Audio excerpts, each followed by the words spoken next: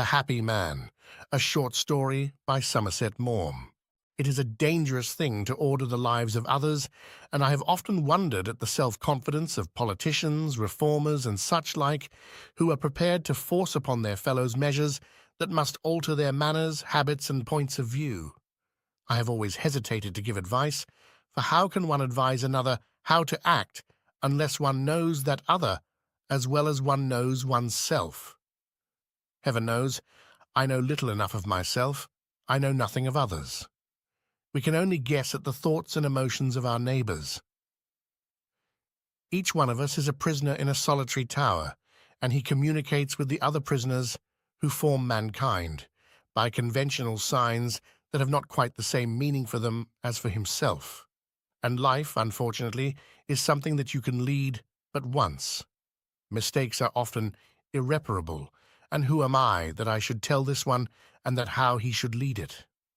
Life is a difficult business, and I have found it hard enough to make my own a complete and rounded thing. I have not been tempted to teach my neighbour what he should do with his. But there are men who flounder at the journey's start. The way before them is confused and hazardous, and on occasion, however unwillingly, I have been forced to point the finger of fate. Sometimes men have said to me, "What shall I do with my life?" And I have seen myself for a moment wrapped in the dark cloak of destiny. Once I know that I advised well. I was a young man, and I lived in a modest apartment in London near Victoria Station. Late one afternoon, when I was beginning to think that I had worked enough for that day, I heard a ring at the bell. I opened the door to a total stranger. He asked me my name. I told him. He asked if he might come in. Certainly. I led him into my sitting room and begged him to sit down. He seemed a trifle embarrassed. I offered him a cigarette, and he had some difficulty in lighting it without letting go of his hat. When he had satisfactorily achieved this feat, I asked him if I should not put it on a chair for him. He quickly did this, and while doing it, dropped his umbrella. "I hope you don't mind my coming to see you like this," he said. "My name is Stevens, and I am a doctor. You're in the medical, I believe?" "Yes, but I don't practice." "No, I know. I've just read a book of yours about Spain, and I wanted to ask you about it." "It's not a very good book, I'm afraid." "The fact remains that you know something about Spain, and there's no one else I know who does, and I thought perhaps you wouldn't mind giving me some information." "I shall be very glad." He was silent for a moment. He reached out for his hat, and holding it in one hand, absent-mindedly stroked it with the other. I surmised that it gave him confidence. "I hope you won't think it very odd for a perfect stranger to talk to you like this."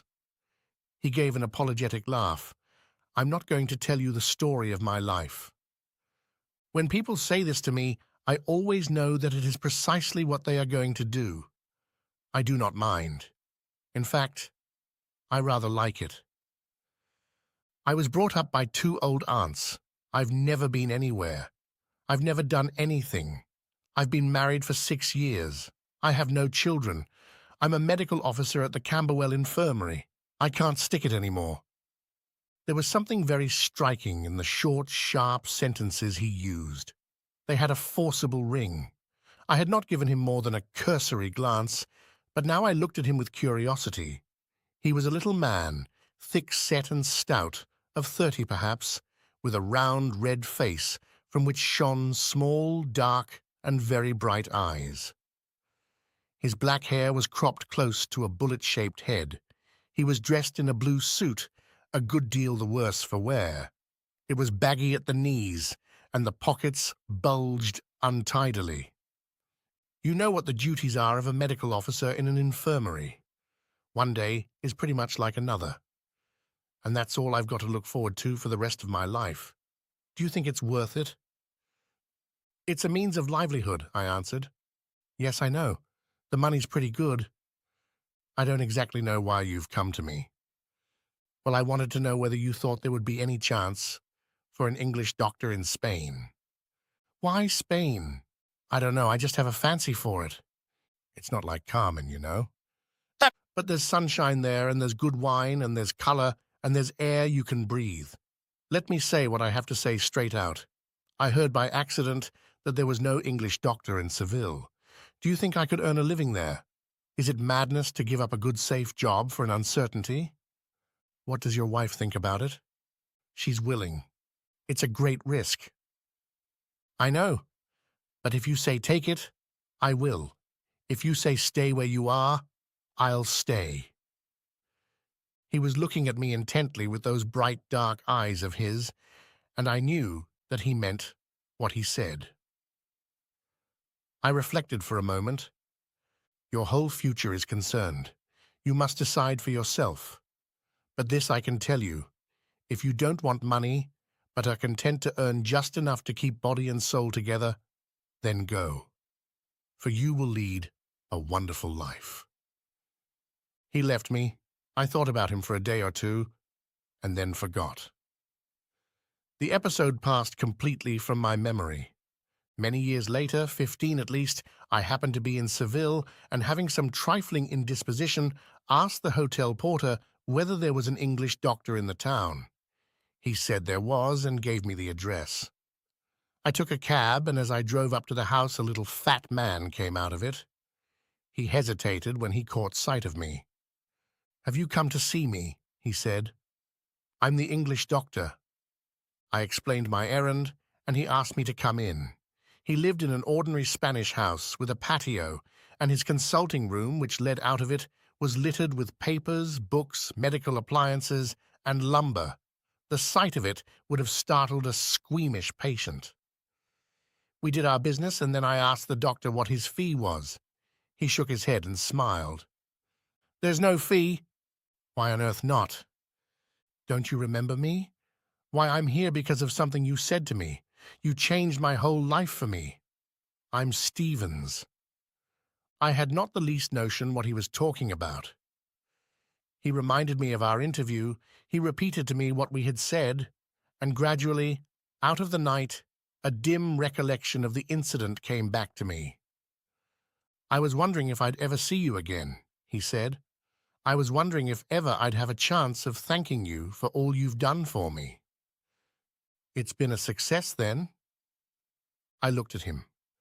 He was very fat now and bald, but his eyes twinkled gaily, and his fleshy red face bore an expression of perfect good humor. The clothes he wore, terribly shabby they were, had been made obviously by a Spanish tailor, and his hat was the wide-brimmed sombrero of the Spaniard.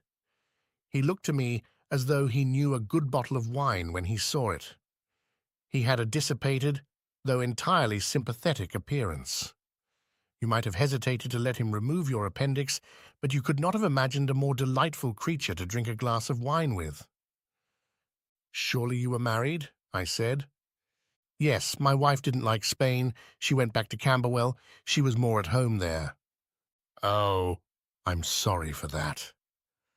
His black eyes flashed a bacchanalian smile. He really had somewhat the look of a young Silenus. "Life is full of compensations," he murmured. The words were hardly out of his mouth when a Spanish woman, no longer in her first youth but still boldly and voluptuously beautiful, appeared at the door. She spoke to him in Spanish, and I could not fail to perceive that she was the mistress of the house. As he stood at the door to let me out, he said to me, "You told me when last I saw you that if I came here, I should earn just enough money to keep body and soul together, but that I should lead a wonderful life. Well, I want to tell you that you were right. Poor I have been, and poor I shall always be, but by heaven I've enjoyed myself. I wouldn't exchange the life I've had with that of any king in the world.